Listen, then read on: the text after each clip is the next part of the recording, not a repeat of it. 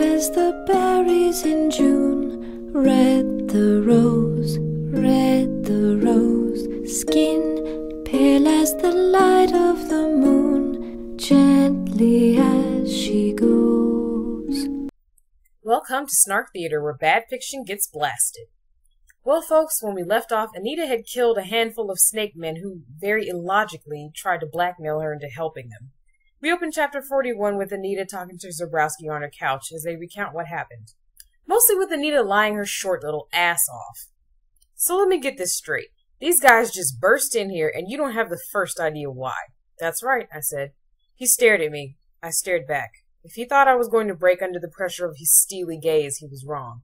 It helped that I didn't have the faintest idea what was going on. And neither do we, frankly. But to distract us from this silence, we get a moment's distraction provided by everyone's favorite Gary stew. The bedroom door opened behind us. I glanced back to see Micah come out of the room. He was wearing a pair of my sweatpants. Since they were men's sweats anyway and we were the same height, they fit perfectly. Dude, that's a little gay. Dolph calls Anita away from Zebrowski for personal questioning, and of course, he's pissed off because of all the shapeshifters hanging about. Throughout the series, even before it jumped the shark, we were never really clear on whether Dolph is strictly Anita's superior, colleague, or father figure. This is incredibly and badly amplified in his book, particularly in this scene because he seems like an angry father demanding to know why his daughter is fooling around with dangerous people. But at the same time, it doesn't quite work. It's just awkward and unpleasant in general because Dolph's character takes such a horrible turn into a prejudiced asshole rather than a resentful but fair cop. Anita uses her brain and actually tells Dolph the truth about what happened, except for why the snakemen wanted to take her away. Naturally, this ticks him off. The anger filled his eyes, thinned his lips into a tight line. You are lying to me. I widened my eyes. Would I do that? He whirled and slammed his hand into the top of my dresser, hard enough that the mirror thudded against the wall. The glass shivered, and for a second I thought it might shatter. Hulk! Smash!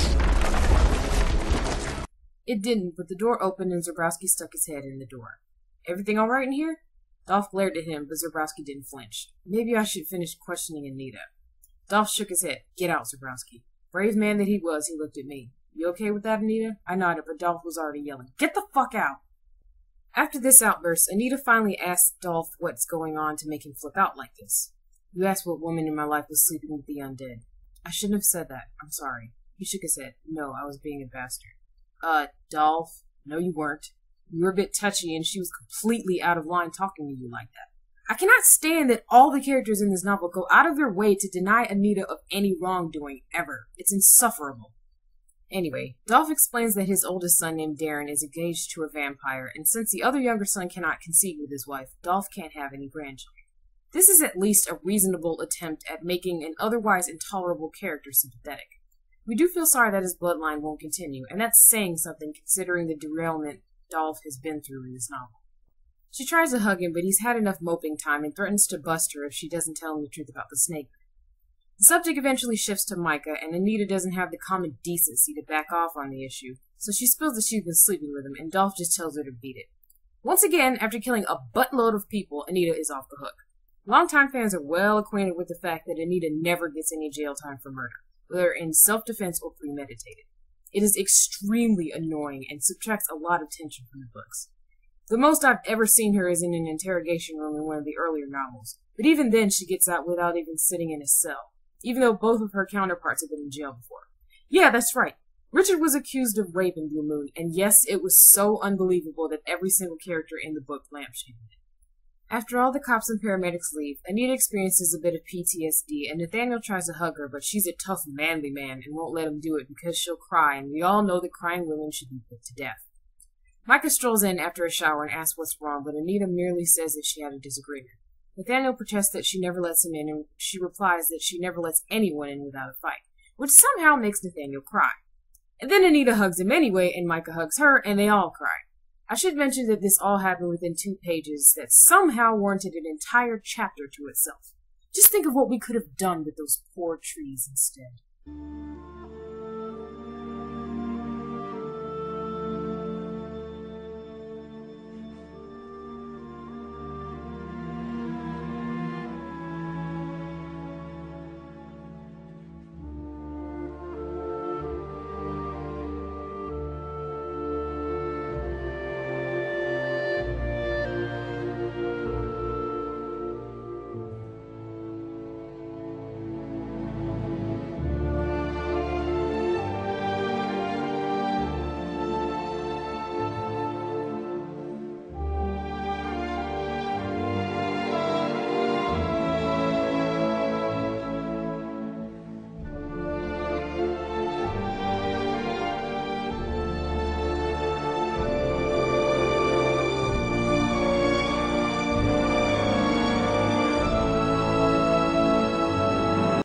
But I digress.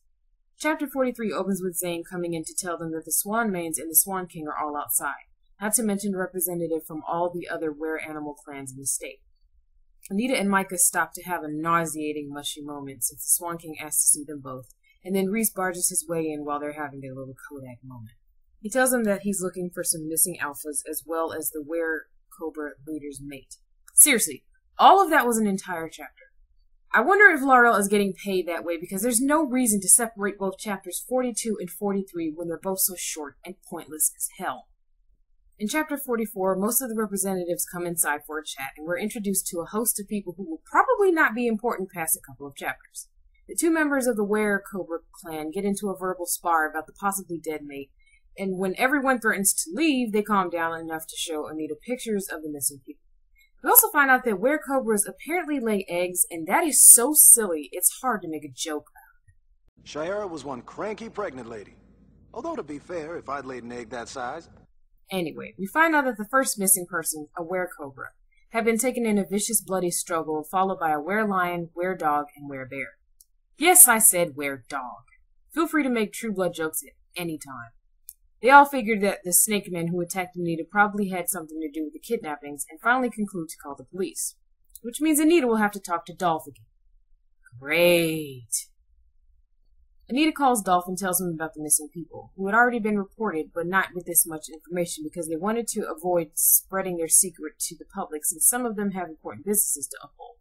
He agrees to try and keep the media out of it and starts looking on the case. And that's it! Chapter 45 is literally only 2 pages long. I honestly cannot offer an explanation for this phenomenon other than the stylistic retardation of a delusional middle-aged author. Well, at least this was a short bunch of chapters, even if they managed to pack in as much stupidity, clumsy characterization, and general unpleasantness as some of the longer ones. But don't worry. I'm sure the next group will be as long and painful as a Stephanie Meyer novel.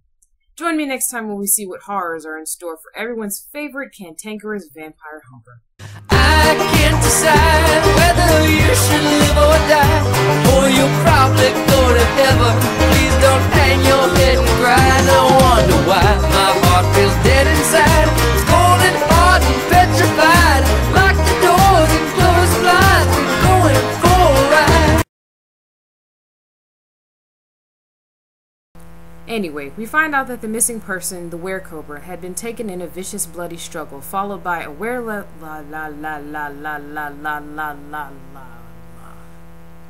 I'm singing because I fucked up a line. Anyway, we find out that the first missing person, god damn, I am so dyslexic.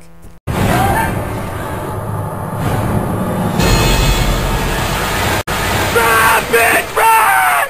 He gon' kill!